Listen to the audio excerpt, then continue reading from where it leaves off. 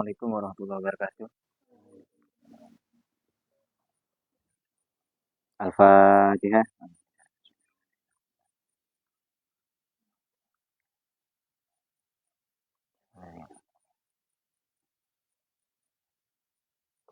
Bismillah, alhamdulillah, ala ni'matillah, wa la hawla wa la quwwata illa billah. Allahumma sholli wa sallim ala sayyidina wa maulana Muhammad wa ala ali sayyidina Muhammad.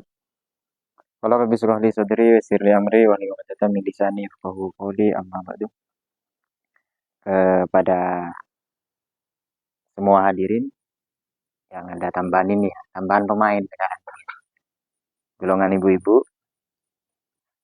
Ibu-ibu kan kalian, masa golongan bapak-bapak. Baik, selamat malam dan sampai jumpa di kajian kita. Pada kali ini kita akan membahas agak rumit sebenarnya, tapi karena memang kajian kita ini adalah kajian belajar. Maksudnya saya juga belajar di sini, belajar kepada pengarang kitab ini. Kemudian bagaimana kemudian kita itu mengambil pelajaran dari apa yang disampaikan oleh pengarang ini. Hikmah yang akan kita baca ini tentang wusul nanti itu ya. Wusul ini secara gampang sampai, wasola. Kalau bahasa Arab itu misalnya saya berangkat dari rumah. Jadi saya menyebutnya wasol tu ila baitika. Jadi aku telah sampai kepadamu. Cuman ini kan yang dibahas tentang wusul kepada Allah. Jadi wusul kepada Allah itu tidak sama kemudian dengan wusulnya seperti teman-teman berangkat dari rumah ke musola. Karena Allah itu tidak bertempat dan tidak meruang. Makanya muallif ini menyatakan bahwa wusul itu ya mau tidak mau itu dengan ilmu. Kalau enggak dengan ilmu, ya enggak mungkin bisa itu. Baik, kita akan baca wusuluka ilallahi wusuluka ilal ilmi bi. Jadi sampainya engkau atau terkoneksinya engkau kalau bahasa kerennya itu ilallah kepada Allah adalah wusuluka ilal ilmi bihi adalah sampaimu ilal ilmi bihi pada pengetahuan tentang Allah itu. Jadi mungkin teman-teman di sini nih, kenapa kemudian ilmu ini jadi peringkat yang paling tinggi, yang paling mulia. Bahkan pengarang-pengarang kitab itu lebih banyak kemudian menyampaikan dalam kitab itu membahas tentang ilmu dulu. Saking krusialnya ilmu itu. Karena kenapa? Ilmu ini fondasi. Mungkin ada ujar-ujar bahwa akhlak itu lebih tinggi daripada ilmu. Ada kan itu. Padahal bagaimana kita berakhlak yang baik kepada orang lain kalau ilmunya kita nggak punya. Misalnya berakhlak kepada orang Eropa. Berakhlak dengan orang Eropa itu gimana? Ketika ketemu, salaman kah? Enggak. Cium pipi mereka itu. Tapi di sini kan nggak boleh. Demikian juga kalau misalnya dengan orang Jepang, justru mereka itu kayak apa ya? Itidal itu. Jadi menundukkan kepala. Di Indonesia justru bersalaman. Cuman ada segelintir artis, ya mungkin artis-artis yang kurang terpelajar, yang tidak bangga dengan budayanya sendiri, ya niru-niru barat itu ya. Pakai cium pipi apa itu. Jadi nanti ada cium tete itu ya. Makanya ilmu itu pentingnya di situ. Apakah betul kemudian ilmu ini kemudian jika diperbandingkan dengan akhlak, akhlak itu lebih tinggi daripada ilmu? Sebenarnya pada dasarnya orang berilmu itu ya seharusnya berakhlak baik. Karena akhlak ini tak lain adalah buah dari ilmu itu sendiri. Cuman kadang kita jumpai ada orang-orang yang mendaku dirinya itu sebagai ilmuwan atau kita katakanlah ngaku orang alim, cuman akhlaknya kadang bertingkah buruk gitu. Jadi apa kata beliau wa illa jika tidak fajalla rabbuna ayattasila bihi syai'un au yattasila huwa bi syai'in. Jika tidak, maksudnya jika tidak usul dengan ilmu, fajalla maka Maha Agung Tuhan kita secara gampang ini mustahil itu. Mustahil Allah itu Tuhan kita ayattasila bihi syai'un ada sesuatu yang bisa sampai kepada Allah atau Allah itu sampai kepada sesuatu.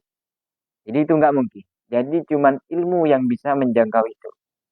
Makanya pelajaran untuk kita-kita yang masih belajar nih, gimana kemudian untuk kita itu senang pada ilmu? Salah satunya kenapa kemudian kata Nabi itu utlubul ilma minal mahdi ilal lahdi. Bahkan belajar, mencari ilmu, maksudnya mencari ilmu itu belajar, itu dari sedari kandungan sampai liang lahat itu. Itu saking pentingnya ilmu. Kenapa? Karena ilmu ini pendorongnya. Kayak tadi akhlak itu, kita nggak akan bisa berakhlak dengan baik atau beribadah dengan baik. Kalau misalnya kita nggak punya ilmunya, nggak didasari dengan ilmu. Bahkan untuk sampai kepada Tuhan, kita itu butuh ilmu. Sekalipun sampainya kita, maksudnya sampai bukan bertemu Tuhan, bukan maksudnya itu.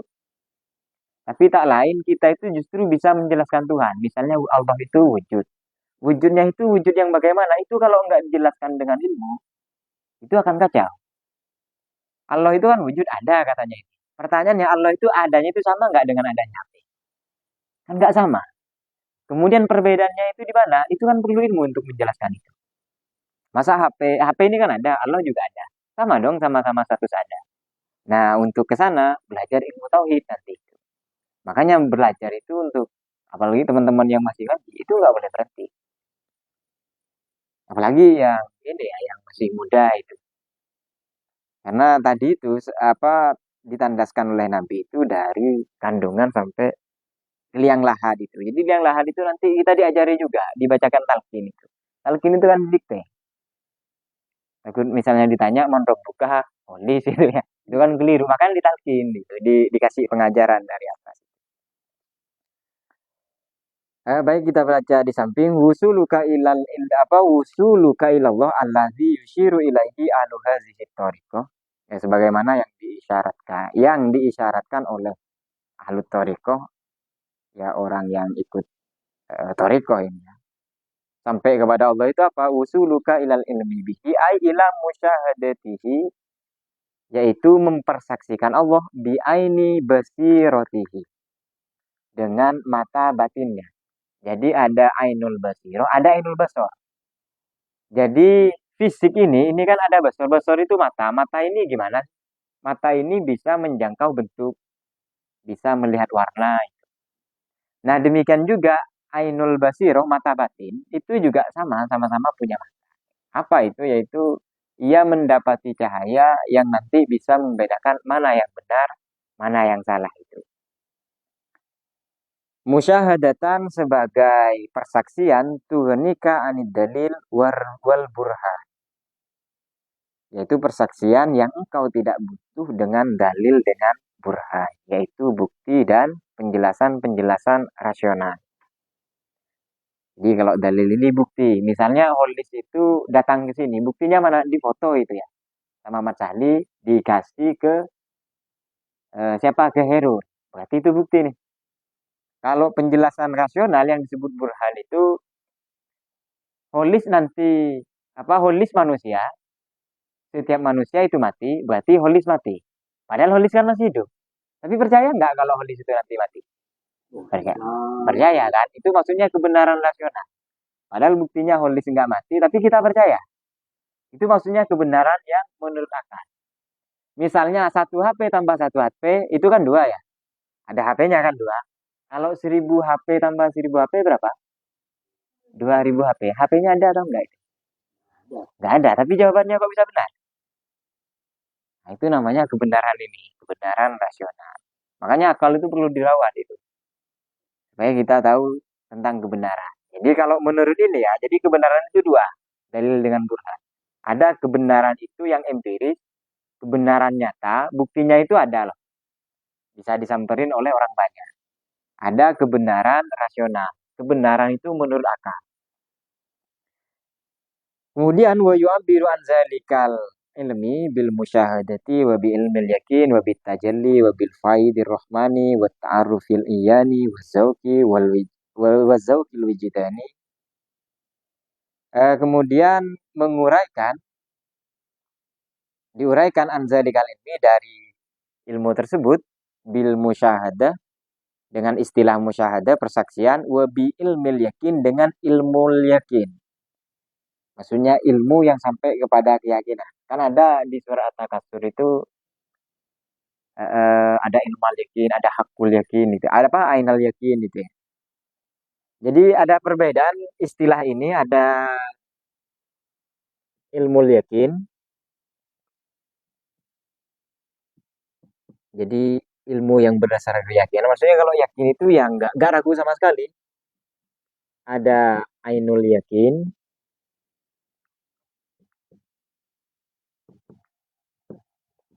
kemudian ada hakul yakin.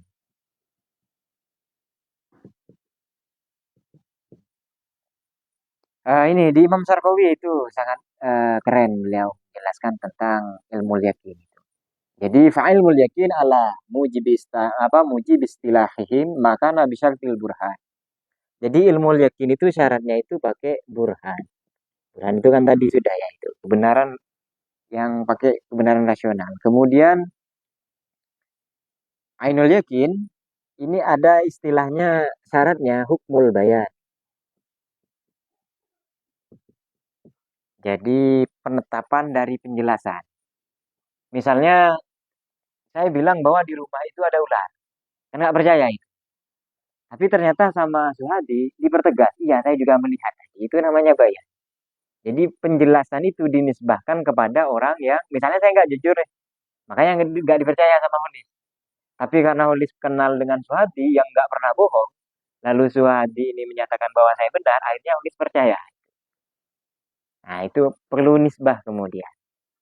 Ada kemudian yang terakhir itu disebut dengan hakul yakin. Hakul yakin itu bil iya. Ian itu merasakan sendiri. Misalnya kita kan nggak pernah ke Argentina, cuman dengar dari orang lain, itu cuman penjelasan saja. Atau hakul yakin ini secara gampang, kita kan senang sama Messi nih. Kayaknya dia kayak alien gitu ya kalau main bola, kayak bukan manusia itu. Saking hebatnya Messi itu. Jadi dimanapun dia itu bertempat, jadi dia itu hidup dengan bola. Sekalipun ditaruh di sini gitu ya. Mungkin potong kalau kamu sampai Cina itu. Jadi kalau misalnya kita foto langsung dengan Messi, itu disebut dengan hakul yakin. Iya itu nyata dengan Messi langsung itu. Itu kalau misalnya dijelaskan perbedaan antara ainul yakin, ilmul yakin dengan hakul yakin itu. Kemudian ada bitajalli. Bitajalli ini Allah itu apa ya? Tampak atau istilah kerennya itu teofani itu. Tanpa itu gimana sih? Misalnya Allah itu pernah pernah nggak teman sudah dilihat Allah itu. Tapi kalau ciptanya Allah, oh kayak ini ya. Atau misalnya kita melihat di mana di laut misalnya tempat apa ya tempat pariwisata yang sangat indah. Jadi kalau misalnya itu kan watak dasarnya manusia. Kalau kita melihat suatu karya yang sangat indah, pasti itu kecenderungan kita itu kan kecenderungan untuk mengetahui siapa pengarangnya itu, siapa yang buat. Misalnya ada yang memfoto, fotografer yang memfotoman itu kelihatan sangat eksotik, seksi misalnya. Padahal Marsani itu laki-laki itu ya. Pasti cenderung ini kok hebat sekali ya yang edit itu.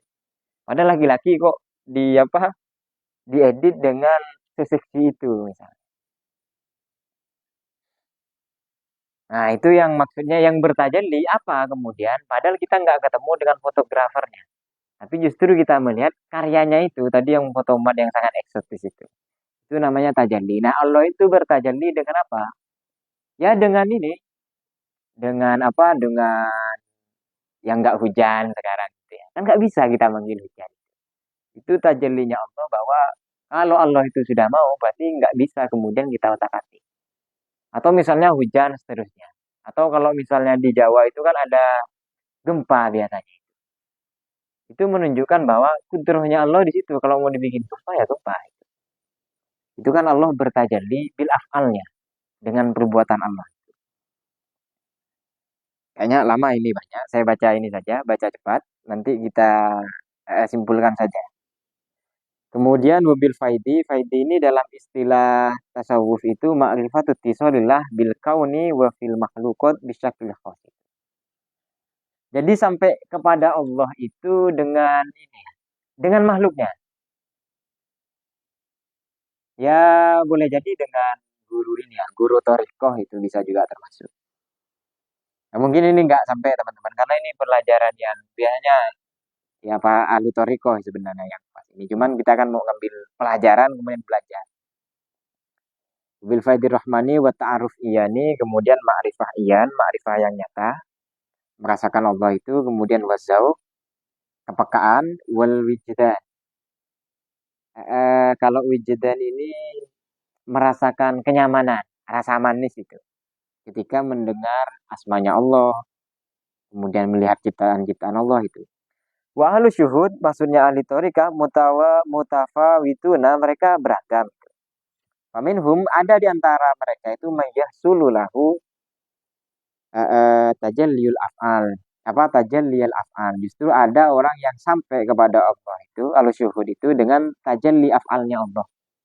Jadi ketika ada gempa, merasakan takut itu ya. Ketika dikasih apa? Kebahagiaan, dia bersyukur. Wahwa awalul tajalliyat, ini tajalli pertama indahum bagi mereka. Bentuknya gimana? Fayufna fi'luhu wa fi'lu ghairihi.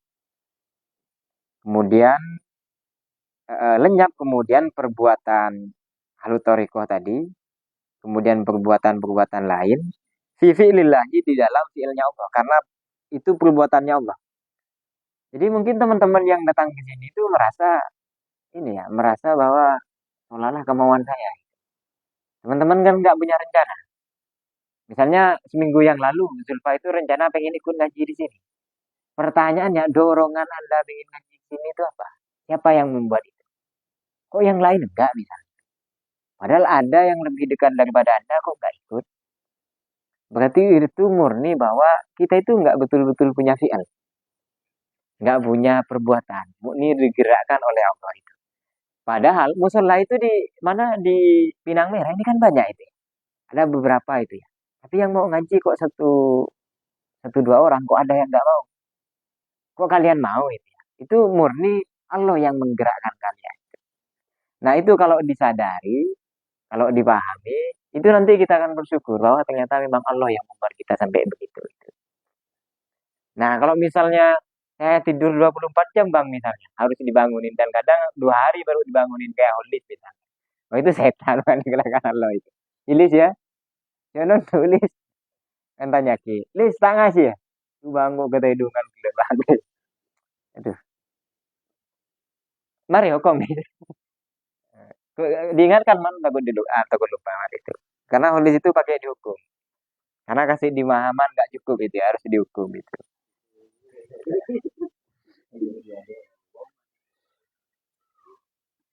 Nah, iya tadi itu ini penjelasannya fala yara fa'ilan illa huwa. Maka ia tidak akan melihat perbuatan tersebut kecuali karena perbuatan Allah itu. Wa yukhriju fi hadzal hala anit tadbiri wal ikhtiyari. Kemudian ia terbebas keluar kemudian dari kondisi ini untuk apa? Ya mengatur ngatur-ngatur Allah itu. Kemudian ikhtiar. Jadi tadbir ini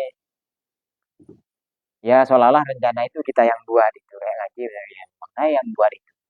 Padahal sebelum dia punya keinginan ngaji itu sebenarnya ada yang menggerakkan. Salah satu buktinya nggak semua orang kan bisa mau ikut ngaji misalnya. Atau melakukan hal-hal yang nuansanya mendapatkan faedah. Atau ikhtiar. Ikhtiar ini ya pilihan. Jadi apa yang kita lakukan kadang kan kita itu memilih apa yang kita inginkan. Misalnya Suhadi ini pengennya pasti pengen punya pesawat itu. Kayak Raffi Ahmad itu. Pinginnya itu. Itu seharusnya Suhadi itu marah-marah kalau itu. Kalau misalnya ikhtiarnya Suhadi itu bisa membuat keinginannya itu loh. Keinginannya kan pengen pesawat. Kalau keinginannya punya pesawat itu bisa bikin pesawat atau bisa punya pesawat, harusnya kan punya pesawat. Berarti keinginan kita saja itu tidak bisa mewujudkan apa yang kita inginkan. Berarti ada sesuatu nih. Atau ada di balik itu yang justru punya pilihan yang pilihannya itu lebih baik.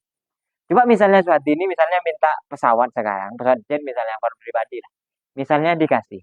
Konsekuensinya apa? Ya bingung suatu itu. Paling dihidupkan lalu meledak itu ya, sebidang merah langsung tenggelam. Makanya Allah nggak kasih itu. Jadi Allah nggak kasih permintaan Suhadi punya pesawat, punya jet tempur itu kenapa? takut Suhadi itu gila nanti. Ini gimana ini yang mau hidupin itu ya? Nggak pernah belajar jadi pilot itu misalnya.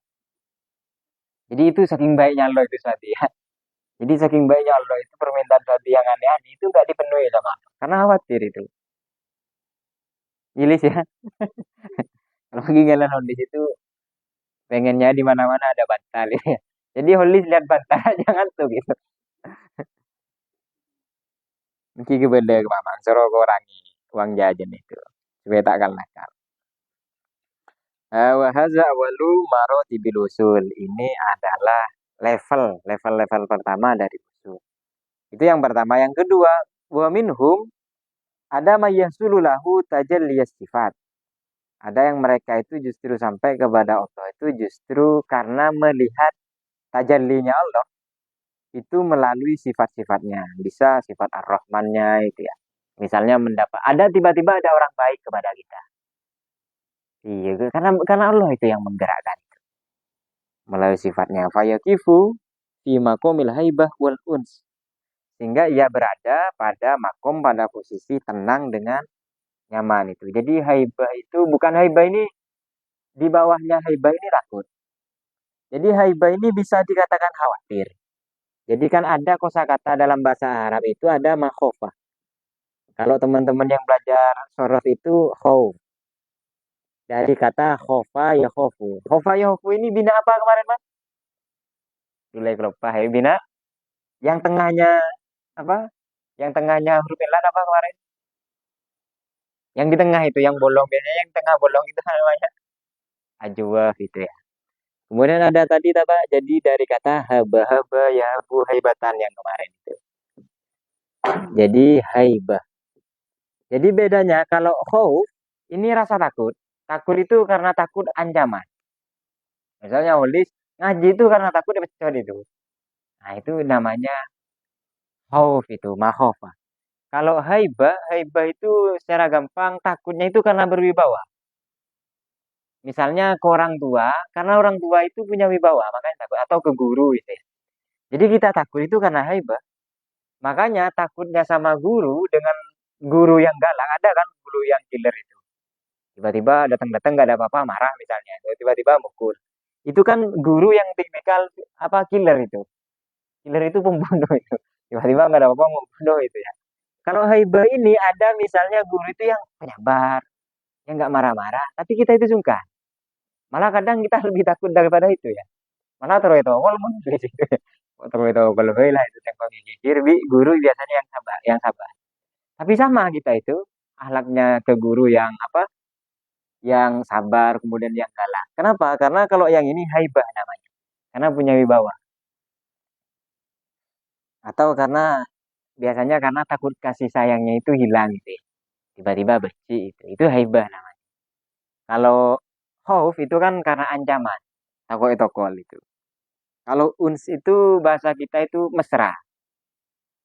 Kan ada teman-teman itu pernah rindu itu ya. Rindu itu apa? Oh rindu itu artinya lo tahu. Jadi saya kocak kerong, kerong ya. Dalam bahasa Inggrisnya yang kocak kerong itu kecenderungan untuk bertemu. Misalnya Holis kerong ke Herul deh. Karena ditinggal 10 jam tidur misalnya. Jadi kecenderungan Holis ketika kangen itu apa? Pengen ketemu itu. Ketika ketemu baru kemudian kita ada di makom uns. Mesra, berdua itu. Ibadah geng lah itu. Dengan Allah itu ada, misalnya kita berzikir misalnya tengah malam itu juga bagian uns. Misalnya bagian dari rasa nyaman ketika eh, ya berdua aja berdua dengan Allah.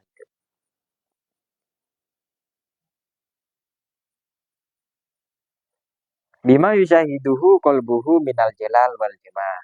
Dengan menyaksikan hatinya ahlu torikoh tadi itu dari apa? Dari sifatnya Allah jalal wal jamal yaitu sifat keagungan Allah kemudian jamal keindahannya. Jadi kalau nuansanya dalam kehidupan lah, kalau dalam kehidupan itu kita merasa nyaman dan itu tidak melanggar syariat, berarti itu jamaliyahnya Allah. Tapi kemudian kalau kita misalnya melakukan kejahatan, mencuri, lalu pikiran kita nggak tenang, itu bentuk hukuman Allah itu. Itu namanya jelaliyahnya. Secara gampang begitu. Wahadhihi rutbatun saniyatun. Ini level yang kedua. Min rutabil wusul dari beberapa level wusul. Ada juga minhum man yarqo ila maqamil fana. Di antara mereka itu ada yang menanjak. Posisinya itu naik gitu ya. Naik kelas. Ila maqamil fana pada posisi fana. Mustamilan ala batinihi anwarul yakin wal musyahadah. Jadi diselimuti batinnya itu dengan cahaya keyakinan wal musyahadah, dengan persaksian. Jadi fana itu apa ya? Kita itu nggak ada. Jadi murni murni kita itu ya karena kehendaknya Allah, karena fi'ilnya Allah, karena kebaikan-kebaikannya Allah. Itu yang disebut dengan makom fana. Baik, kita kan tadi berbicara masalah basor. Basor dengan basiroh. Jadi kalau kata Imam Ghazali, kita ini kan punya basor nih, punya mata yang bisa melihat. Kemudian kita punya basiroh, batin yang juga dia punya mata. Hati itu juga punya mata. Jadi mata ini bisa nggak melihat buku ketika misalnya lampu ini mati? Nah, pertanyaannya sebenarnya melihat itu kita butuh mata atau butuh cahaya? Butuh cahaya, dan cahaya itu ya pemiliknya Allah itu. Makanya gimana nih kita supaya mendapatkan cahaya kepada Allah? Ya salah satu caranya ya kita mengikuti apa yang diinginkan Allah itu. Salah satu yang diinginkan Allah dari kita itu apa misalnya? Pasti pasti apa? Pasti hal-hal yang baik itu atau hal-hal yang diperintah. Oke, kita lanjut. Fayagibu fi syuhudi an wujudihi, sehingga ia lenyap fi syuhudihi, di dalam persaksiannya, an wujudihi, pada wujudnya Allah. Wa hadza darbun min tajalli zatil khawasil muqarrabin. Ini adalah bagian dari tajalli zat li khawasil muqarrabin. Wa huwa aidan rutbatun fil wusul. Ini juga bagian dari level wusul. Wa fawqa hadzal rutbati haqqil yakin, dan di atas ini, wa fawqa hadza rutbatu haqqil yakin. Di atasnya ini, di atas tajalli zat ini ada namanya level haqqul yakin. Wa yakunu min zalika fid dunya lamhun, dan ada ia min zalika dari makom yang lebih tinggi ini di dunia lamhun, yaitu sekejap saja, wa huwa saryanu nuril musyahadati fi kulliyatil abdi hatta tahza bihi ruhuhu wa qalbuhu wa nafsuhu hatta qalibuhu, sehingga terpancar cahaya persaksian tersebut dalam setiap hamba, hatta tahzo, sampai meraih hamba tersebut apa ruhuhu nurul musyahadah, meraih nurul musyahadah tadi, ruhnya, kemudian kolbuhu hatinya, wa nafsuhu jiwanya, hatta qalibuhu sampai fisiknya itu. Wa huwa min a'la rutabil wusul, ini adalah termasuk dari level yang paling tinggi daripada usul. Kemudian Imam Syarwardi juga berpendapat fi Awarifil Ma'arif, dalam kitab Awarifil Ma'arif, faiza tahaqqaqatil haqaiqu, apabila hakikat itu telah nyata, ya'lamul abdu, maka hamba itu akan mengetahui ma'ahazil ahwal syarifah, dengan kondisi-kondisi spiritual yang mulia ini. Innahu fi awwalil manzili, ia berada di level pertama. Fa'inal wusul, maka di manakah wusul tersebut? Hayhata, jauh sekali katanya. Hayhata mana zilatori ilwusuli. Jadi level atau fase ini, fase perjalanan wusul ini masih jauh. La yang koti'u abadul abadi fi umril akhirah al abadi. Jadi tidak akan terputus, tidak ada batasnya itu selama-lamanya fi umril akhirah, selama-lamanya. Sementara fakaifa fil umril qasir ad-dunyawi, lalu bagaimana kemudian? Langsungnya melakukan perjalanan nih. Jadi katanya kan ada level yang paling tinggi. Di level pertama saja kita itu kesulitan, bahkan butuh selama-lamanya dengan waktu di akhirat. Sementara kita itu hidup di dunia sebentar saja. Itu kan agak sulit. Wa illa, jika tidak naruddu, maka kita apa naruddu, kita menolak bil wusul lima zukiro, apa yang kita telah paparkan tentang wusul itu, wa huwa ilmul hakiki billahi ta'ala, yaitu dengan ilmu hakikinya Allah Ta'ala bitoriki zauki wal wijdan, dengan cara zauk dengan wijdan tadi itu yang sudah dijelaskan, bin aradanahu, bi an aradana bihi, yang kami maksudkan dengan wusulul muta'arif, yaitu usulnya orang yang arif, bahwa usuluz zawati wal ajsami fala yasihah. Jadi yang disebut usul zat, kata beliau secara gampang, beliau itu menolak, Imam Syarqawi. Ini mau menandaskan bahwa menolak ini reinkarnasi. Jadi reinkarnasi itu Allah itu bisa masuk ke diri manusia itu. Atau ada reinkarnasi itu, salah satu pandangan Buddha itu, holy nanti kalau kalau misalnya mati, ruhnya Ulis itu pindah. Kalau Ulis baik, pindahnya nanti jadi orang baik itu, bisa jadi kiai. Kalau enggak, jadi bekecot, jadi kandal gitu ya. Ruhnya pindah ke sana. Tapi itu agama Buddha. Nah, itu yang ditolak. Jadi kalau ada pemanaan wusul zat wal ajsam, ada kemudian maksudnya sampainya, ada pemahaman bahwa ada sampai sesuatu itu ke Allah, apalagi secara fisik, falaisnya itu enggak benar, itu salah katanya. Fajalla ailianahu ta'ala, maha suci Allah, atau mustahil Allah itu, Rabbuna yatasala bihi syai'un aw yatasila huwa bisyai'in, atau Allah itu sampai kepada sesuatu. Lahisan wala maknan, baik secara materi atau secara konkret, atau abstrak secara makna. Wa huwa zahirun, sementara Allah itu jelas sekali. Maksudnya jelas sekali itu maksudnya tajalli asma wa sifat itu, atau af'alnya.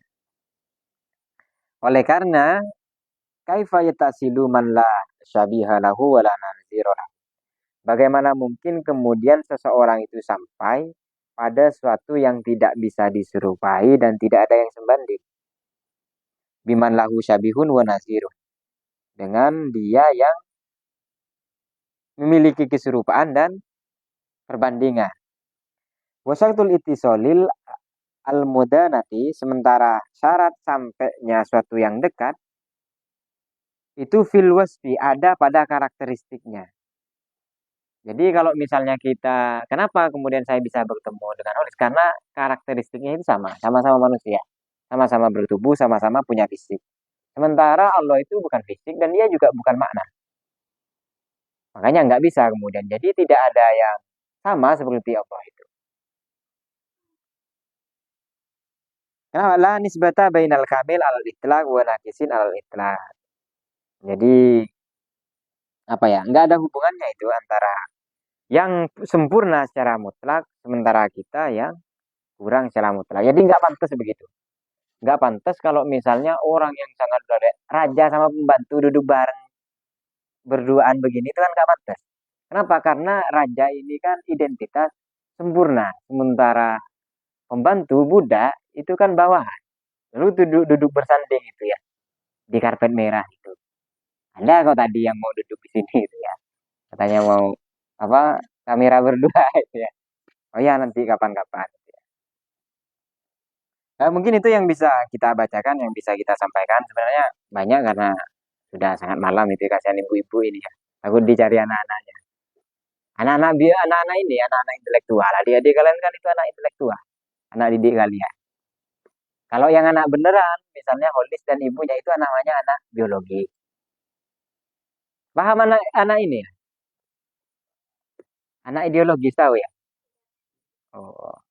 Jadi kalau teman-teman nanti jadi guru, muridnya itu pintar, berarti itu anak ideologis, anak didikan. Biar keren lah, ngajinya kan di kampung, tapi istilahnya itu justru istilah internasional gitu. Biar nggak kampungan, biar orang kota saja yang kampungan gitu ya. Baik, demikian dari saya, kurang lebihnya mohon maaf. Bisa kita lanjutkan kalau misalnya ada pertanyaan dan ada hal-hal yang perlu diskusikan. Demikian dari saya. Syukur wa khairi wal barokah wa najah. Assalamualaikum warahmatullahi wabarakatuh.